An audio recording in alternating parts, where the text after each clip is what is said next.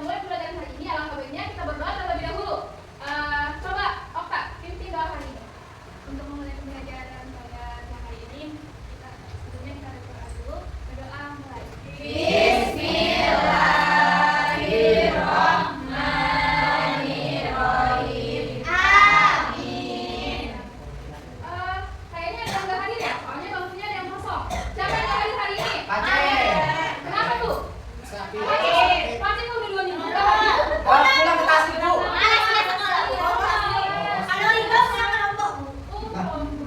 Ya kan, lakukan Bu. Gimana Bu? Ternyata itu agak complicated ya.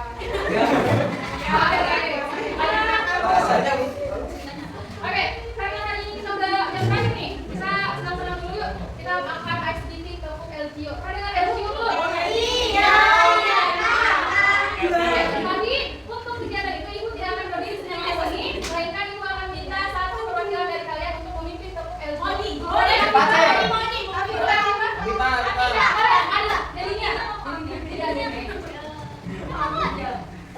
teman-teman, untuk meningkatkan semangat kalian belajar hari ini, nanti Dedi mau pimpin LGO ya.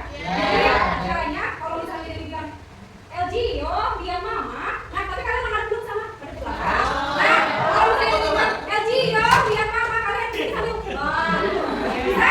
Terus nanti kalau Dedi bilang gabung LGO, kalian dengerin L, Z, O, H, H, H, Hu, Hu, Hu, Ho, Ho, Ho, Ba. Bisa? Siap ya? Dari belakang dulu semuanya. Oke siap? LGO, biar mama. LGO.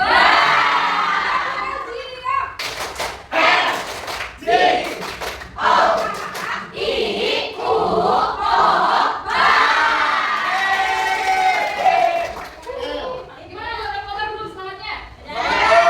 Tapi kok Rido kayak semangat-semangatan ya? Mau maju, Bu. Sekali lagi. Oke, sekali lagi ya, berhubung karena ibaratnya kalian masih dalam 100%. Ibu akan meningkatkan semangat kalian menjadi 100% dengan satu ice breaking lagi. Boleh Afifah memimpin teman-temannya untuk tepuk angsa. Baiklah teman-teman, ikuti saya untuk tepuk angsa. Caranya gini, tepuk angsa.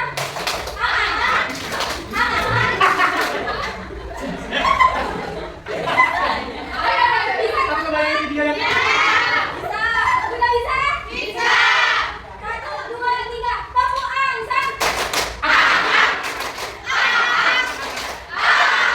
Oke, bareng-bareng untuk kita semua. Oke, udah semangat kan? Sudah Bu, udah 100% belum? Oke, baik. Hati ya. Siap. Oke, sekarang kita fokuskan kembali. Yang pertama ketika ibu berbicara, kalau hanya ada boleh satu suara dalam kelas ini. Ketika ibu bicara, kalian diam. Ketika kalian bicara, ibu yang diam. Ngerti? Oke, baik. Hari ini kita akan belajar tentang dongeng. Kalian sebelumnya pernah nggak punya satu dongeng kesayangan kalian? bawang merah. Apa lagi? Bawang merah. Apa lagi? Petualangan Raden Kian Santang Kelompok. Emang iya? Ya, ada Bu. Oke, Ada Bu. apa lagi? Macul. Yang Oke, nah, zaman-zaman kita dulu kecil, kita sering diselimuti oleh cerita dongeng sebelum tidur. Kalian masih ingat gak cerita itu sampai sekarang? Gimana caranya kalian bisa menyimpulkan cerita itu? Oke, hari ini kita akan belajar mengenai teks narasi. Oke, sebelumnya ibu tanya dulu, Indonesia ada berapa provinsi? 38. Ada yang dari Jawa, angkat tangan. Dari Sumatera, angkat tangan. Dari Sulawesi, angkat tangan.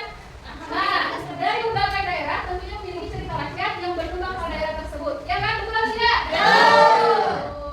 Maka dari itu, hari ini kita akan mengulas kembali bagaimana teks narasi tersebut. Oke, kalian bisa lihat di depan teks narasi. Jadi pengertian dari teks narasi itu sendiri yaitu jenis teks yang mengisahkan suatu peristiwa berdasarkan urutan waktu. Bisa melihat contoh dari teks narasi tersebut dalam di mana kita bisa temukan teks narasi di cerita fiksi di mana saja? Buku cerita. Cerita apa lagi?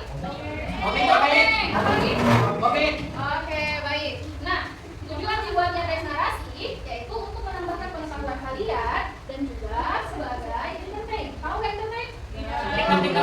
Hiburan. Kalian pernah begitu nggak setelah baca dongeng? Ya. Itulah fungsi dan tujuan dari teks narasi.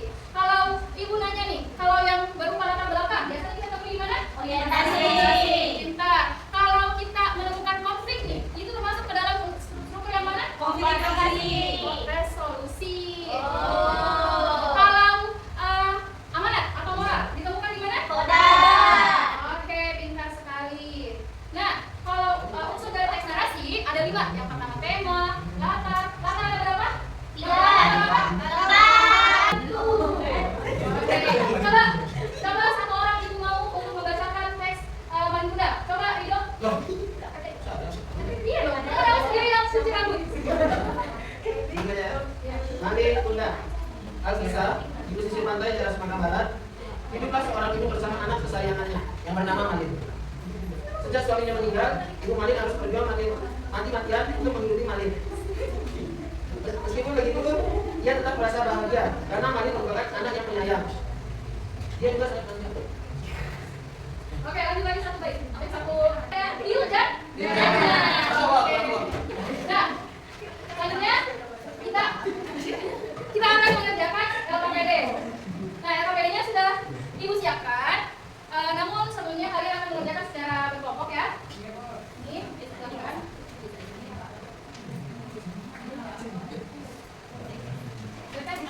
Kok warna biru?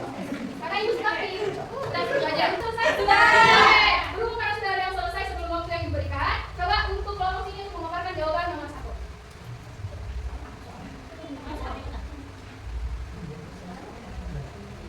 Soal nomor 1, temukanlah tokoh-tokoh yang terdapat dalam cerita Malin Kundang. Tokoh-tokohnya itu sabar dan percaya. Sedangkan untuk istri Malin Kundang itu dia juga bersifat sombong. Selanjutnya yang terakhir, nakoda. Nakoda itu dia bersifat baik hati. Oke, dan nomor 3. Untuk nomor 3 yaitu soalnya temukanlah pesan moral yang terdapat dalam cerita Malin Kundang. Dan kemudian kalau perilaku dalam kehidupan sehari-hari yang menjadikan dan cerita. Nah, untuk jawaban dari kelompok ini yaitu pentingnya nilai moralnya itu pentingnya nilai-nilai luhur seperti berbakti kepada kedua orang tua, saling berjujur dan juga rendah hati. Nah, dari cerita Malin Kundang kita juga dapat mengerti bahwa kita tidak boleh terlena oleh harta dan juga kekuasaan serta harus selalu ingat asal usul. Oke, baik. Dari pemaparan kelompok 1, kita bisa menyimpulkan bahwa sifat dari Malin Kundang. Siapa yang bisa memberikan sifat dari Malin Kundang? Coba, Mahen. Sombong lagi, kakak. Terus? Bekerja keras. Ya, bekerja keras. Oke. Ada lagi? Ada lagi? Kalau ibu nanya nih, kalian setuju nggak sama sikap ibunya yang langsung mengutuk anaknya? Tidak. Kalian setuju? Kenapa? Coba simpulkan jawabannya aku. Karena kan kalau ibunya untuk anaknya jadi batu, gak punya anak lagi. Iya, betul ya. Benar. Ibu Malin Kundang ada suami nggak? Nggak ada. Tapi kan pernah apa dia? Iya. Apa aja? Jadi kan kalau nggak punya anak, Bu, kalau ibunya mati kan nggak didoain, Bu. Banyak dulu ya. Nggak ada diurusin. Tapi kalau ibu Malin Kundang ini siapa yang berdoa? Kenapa? Kalau Malin Kundang yang berasa sombong terus berapa? Kalau ibunya meninggal kan kenapa dia yang nggak doain? Iya sih.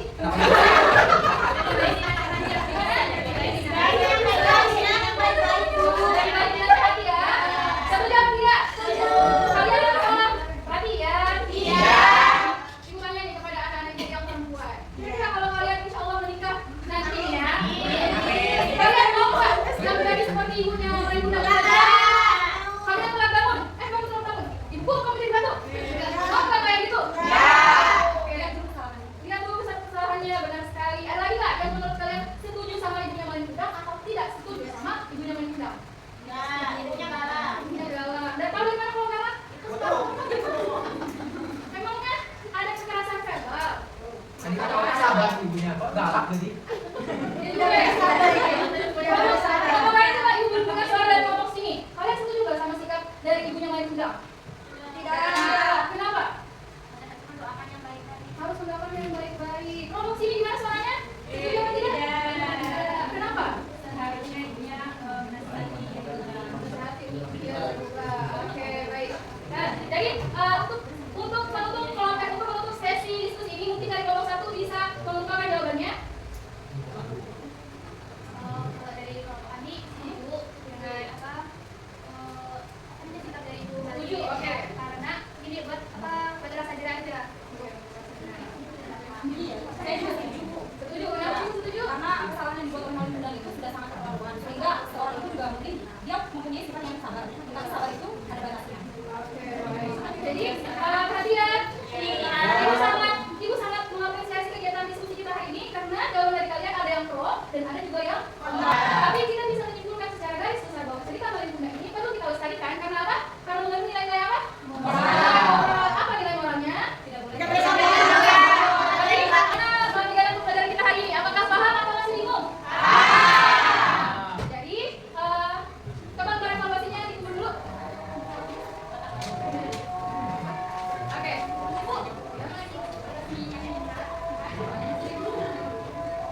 Oke, jadi sekian dulu pelajaran kita tentang prestasi. Minggu depan kita akan lanjut dalam pembelajaran eksplanasi kasih. Iya, benar sekali. Jadi, waktunya pulang. Cukup saja dari Ibu. Wassalamualaikum warahmatullahi wabarakatuh.